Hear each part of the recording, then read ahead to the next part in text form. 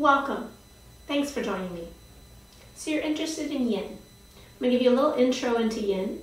We will practice one pose just so you can test out some of the principles that I'm going to talk about.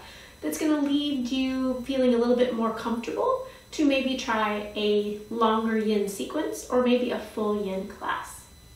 So we're going to need props. You need lots of props to make yourself comfortable. You don't have to have them, but it just sometimes is nicer so that you can actually let go of the energetic engagement of the muscles. Because in Yin, we want to target those softer tissues, the connective tissues that join our bones to bone or bones to muscle. So our ligaments and our tendons in our areas of our body, especially the knees, the hips, and the spine. We tend to focus a lot on those in Yin Yoga. So in order to do that, you need to relax those big muscles. So you might need a little bit of support to be able to do that. So I recommend having maybe some blocks, some blankets. If you don't have those kind of things, pillows are great to have, cushions are great to have, even a rolled up towel, an extra rolled up yoga mat, sometimes even a strap or even just a hand towel sometimes can give you a little bit of extra support that you might need, to where you can really truly let go of that muscle engagement and drop into the pose and find that engagement along the softer tissues that we need for the Yin practice. So today we're going to start to settle into a pose, and as we settle into that pose, I'm going to start to talk a little bit more about the benefits of Yin. So what we're going to do first is we're going to come into a seated position and just sit on the floor. You can sit on a mat, you can sit on a carpet. Carpet's probably a little bit more comfortable. And then you're going to come into what's called long-legged butterfly. So we normally have its counterpart is Baddha Konasana, or cobbler's pose, or butterfly pose in the Yang system. But then in Yin, we want to take our feet a little bit wider. And sometimes when we take our feet wider, this is when we start to feel that sensation on the outer knee. If it's ever a painful or stabbing sensation of any part of the body, you know that it's probably not going to be good for you.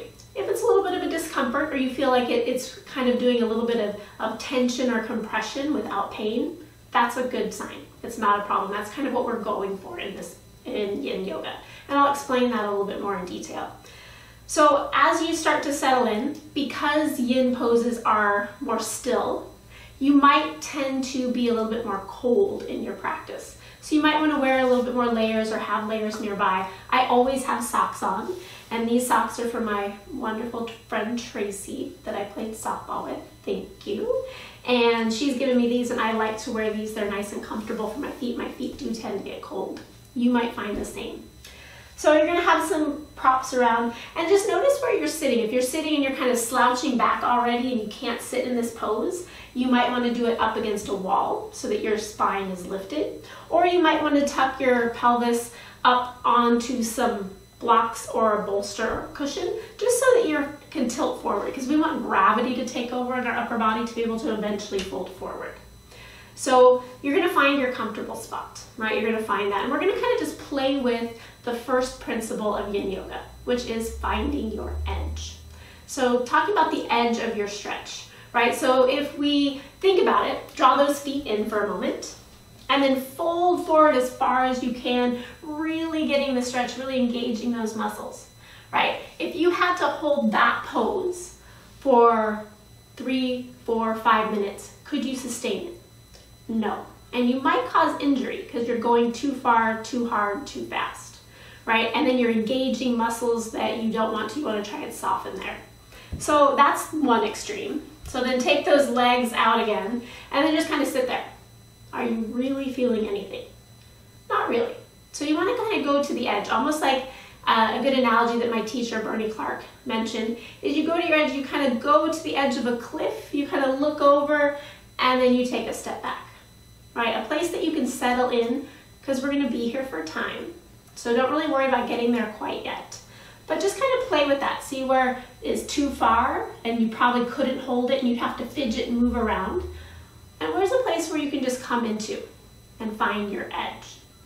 So then if you're going to stay here and you want to truly drop in, you might need a little bit more support, right? You might need a little bit of support because the knees need a little bit more support so you can prop up either a block underneath the thighs. I always like to go at an angle and then press it down and then let my leg drop. That might be my support. Maybe you have a blanket or a pillow that you take and you support that under your thigh. A little bit more cushioning. So you have that. If your ankle bones tend to push into the floor, you have that where you can place that blanket underneath the ankles. Right? If you're a little bit more flexible and you don't really feel it and you can fold forward, right? You don't have a lot of tension or compression in the hips or the knees. Maybe you prop those feet up on a block and then start to lengthen forward. So you have that as an option. Be very mindful of the knees here. We're definitely going to be stressing the outer edges of the knees. So come into your long-legged butterfly. So the legs are out, feet are toward one another, they don't have to be touching, and then start to fold inward, right? You can let your head go, let your head drop, and just listen. Just kind of notice where you're feeling the sensations. So you might be feeling the sensations on the outer parts of the knees, finding your edge there, support if you need. Into the low back, maybe the low spine. If you want to take it all the way up the spine, just allow the head to drop down. And then that's where you can prop yourself up. You can either prop yourself up on your hands, you can prop your head and hands on a block, or maybe your head rounds all the way down toward your feet, or maybe a pillow on your feet. So you have a lot of options there. And then just settle in. So that's finding your edge. You're going to pause. Second principle of Yin is to find stillness. So now that you're there, can you not fidget? Can you not wiggle? Can you sit with the discomfort that this pose is bringing? Can you sit with the awareness of the sensations in the body? That's the second principle. Sometimes that's the hardest part. We like to fidget, we like to move our clothing, but try and do all of that within the first minute so that then you can drop in and hold. We usually hold poses anywhere from 3 to 5 minutes, but you can hold a pose sometimes for up to maybe 10 or 20 minutes, depending on your practice for Yin.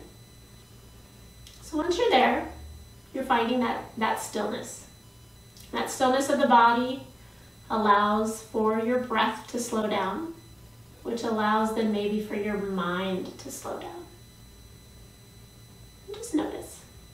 So then the third principle of Yin is time. So we will hold this for about another 2 minutes here. And just absorbing into this. And as you notice, maybe you're not really feeling any sensations, you can always go a little bit deeper, but go so mindfully, go slowly. Yin is definitely more of a reflective type of practice. It's a body and mind building awareness practice. So you're building that awareness of how your body responds to challenges, how it responds to discomfort, and where the mind goes when that happens. So see if you can keep the mind in the present moment. So those are the 3 principles of Yin. And just because Yin is slower and there's not much moving, definitely doesn't mean that it's easier. There's definitely a little bit more difficulty in these poses. So I'm going to let you start to deepen into this. We have 1 more minute here. And I'm just going to be quiet for 1 minute to allow you to tap into your body.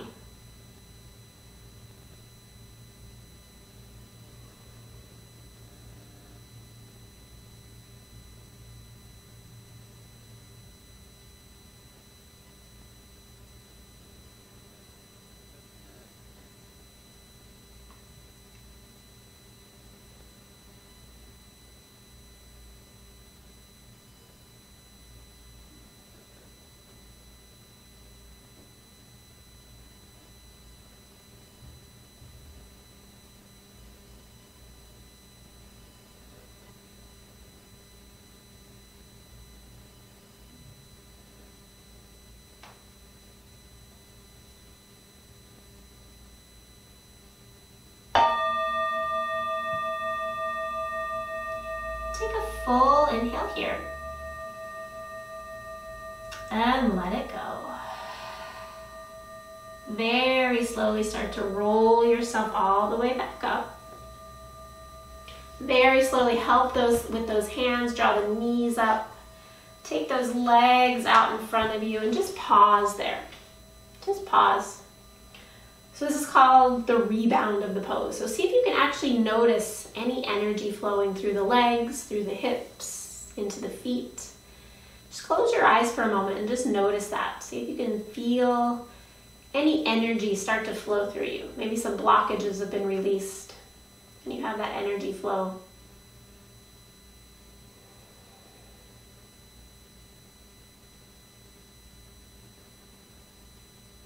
And then start to make any little small movements, maybe some ankle circles, maybe some pointing and flexing of the feet, maybe massaging the knees, maybe rocking the legs side to side, getting into the outer hips,